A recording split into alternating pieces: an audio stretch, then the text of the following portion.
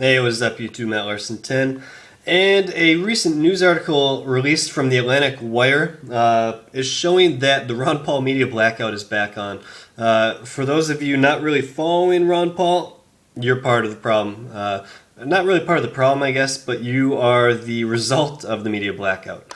Basically, what it's showing right here is that here is the volume of news coverage. It's consisted of 52 mainstream news outlets across the broadcasting, television, cable news, newspapers, radio, and the 12 most popular news sites to measure exposure.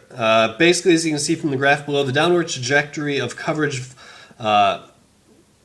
volume has been steep for Paul as the star of Newt Gingrich rose following his decisive victory in South Carolina and strong polling in Florida.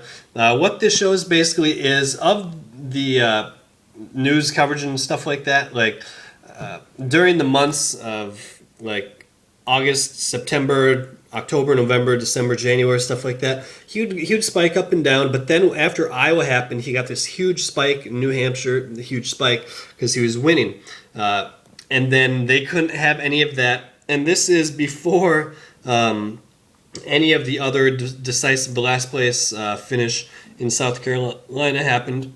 And yet you see this huge drop right down there. The media completely shut him out. And then to go from this, the top line is positive news coverage of Ron Paul, and the bottom dotted line is negative. You can see that the positive news coverage of Ron Paul drastically dropped down, and then the negative shot up a little bit. I mean, it's not a huge one, but I think even negative news coverage for Ron Paul is better than no news coverage because people, at least hearing the name, will recognize the name a little bit and start looking into it a little bit more. I mean, you can just tell that Ron Paul has been getting blacked out. If anyone's been viewing the recent debates, that alone is a good indicator of how the mainstream media is working.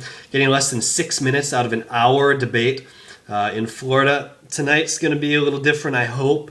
I hope they spread the news around a little bit more. I mean, Santorum needs to get heard a little bit more too. Santorum and Ron Paul were definitely blacked out. The one good thing that's really showing about this, this also shows that his support on Twitter, his following on Twitter has not gone down. In fact, as the media blackout gets stronger, his Twitter followers get stronger, and they don't really forget about him, so that's good.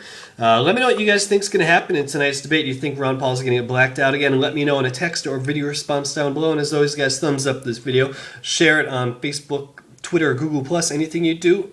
Make sure you subscribe, stay up to date. And as always, guys, go Ron Paul. Peace.